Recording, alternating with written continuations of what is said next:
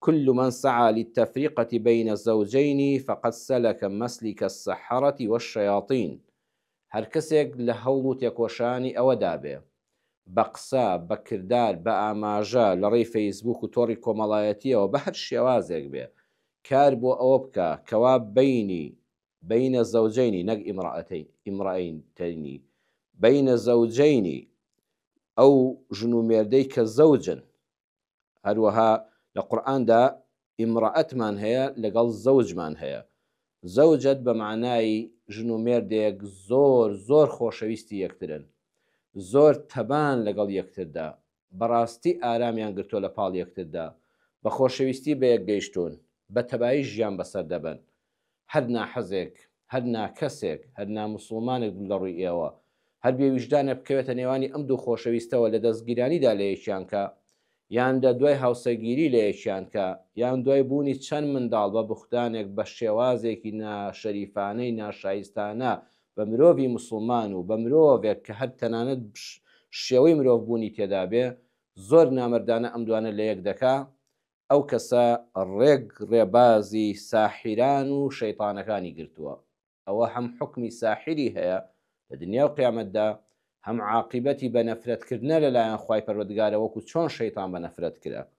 بۆیە بە ئاگامان لە خۆمان بێ، چونکە من أعظم مقاصد الشيطان وأعوانه تشتت الأسر وضياع الأولاد وخراب البيوت.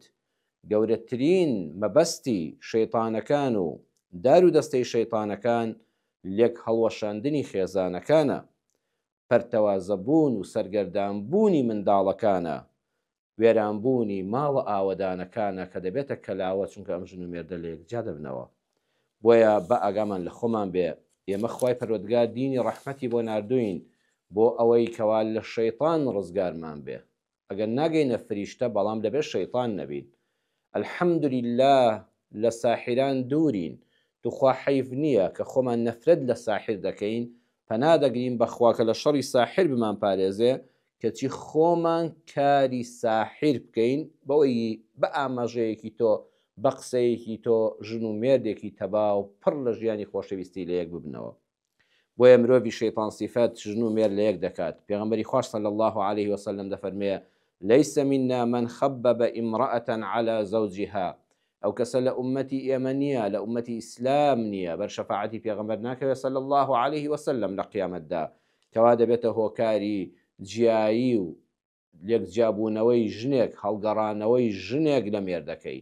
یعنی دەچێتە بن کڵێشەیەوە فریوی دەدا بۆی کە لێی جابێتەوە، جادوایی بۆ خۆی بیخوازێت، تەماحی خۆی تێدایەتی بوختان دەکا بۆ مێردەکە، ئیتر لە هەر شێواز و ڕێگەیەکەوە بێدەوێت ئەم ژنە بە تەلاقداندا ماڵی لێ بشێوێنێ، جایان بۆ خۆی دوایی مارەی کاتەوە، یان هەر خۆی ناشێوێ ڕقی لە کابرایە یان کۆنە ڕقێک لەگەڵ ماڵی ژنەکەدا هەیە، دەیەوێت لەم ڕێگایدا ڕقی ناو دڵی دەرببڕێ، هەر کەسێک ببێتە فریودانی ژنێک و هەڵگێڕانەوەی لە مێردەکەی بەهۆی ئەمەوە مێردەکەی بەرچاو بکەوێ و لێی جابێتەوە، ئەوە لە ئومەتی پێغەمبەر نییە صلی الله عليه وسلم.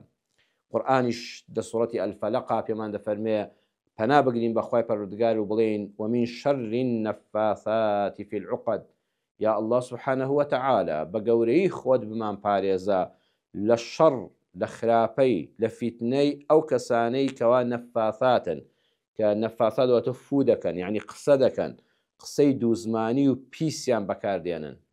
في العقد لەکوێ لە گرێیەکاندا. هەندێک خەڵک تەفسیری ئەوایەتیان جاران وا دەکرد ئەو کەسانە ساحیرەکانن کە گرەیەک دەدەن و فویەکی پێدا دەکەن بۆەوەی کەوە گرێ لە دڵی کەسێک بدرێ و بەختی کەسێک ببەسترێ. نە، ئاەتەکە مانای ئاوایە ئەو کەسانەی کەوا هەناسە دەدەن واتێکە قسە دەکەن. ئێستام قسانەی ئێمە هەناسەدانەوەی ئەوکو فوکردنێک وایە. ئەو کەسانی کە قسە دەکەن بەڵام قسەکەیان دووزمانیە، قسەکەیان تێکدەرانەیە، قسەکەیان ڕوخێنەرە، قسەکەیان فیتنەیە بۆ ئەوەی کەوا کەسێک لەگەڵ کەسێکی تردا کە گرێشی پتەو لە نێوانیاندایە. بۆ نمونە گرەی هاوسەرگیری، کڕۆکچێک کە لە یەکمارە دەکرێن ئەوە عەقدێکە، ئەوەش عوقەدە. عوقەد جەمعی عەقدە، واتەوانی کە گرێ بەست لە نێواندایە، هەڵە گرێبەستی هاوسەرگیری عەقدی زەواج. ئەم دەیانەوێت ئەم گرەیە فوو لێ بکەن و هەڵی وەشێنەوە لە ناوی بەرن.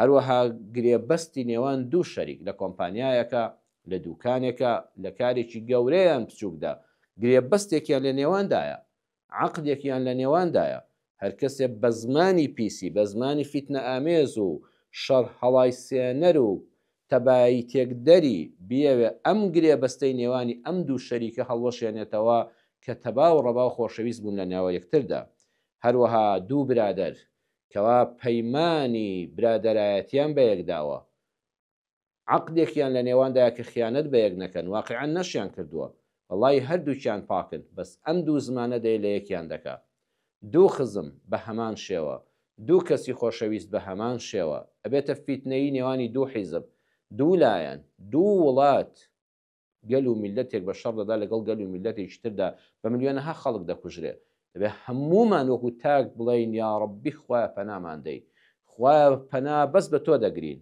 بەخوای وا هەیە ئەوە نە شەیطان سیفەتە ئەوەندە زمانی شیرینە واللهی قەناعەتت پێ دەکا گومان نەعوذ بالله لە هاوسەری خۆت بکەی ئەو هاوسەرە بە ڕێز و خۆشەویستت ئەو پاک و خاوێن و بێگەردە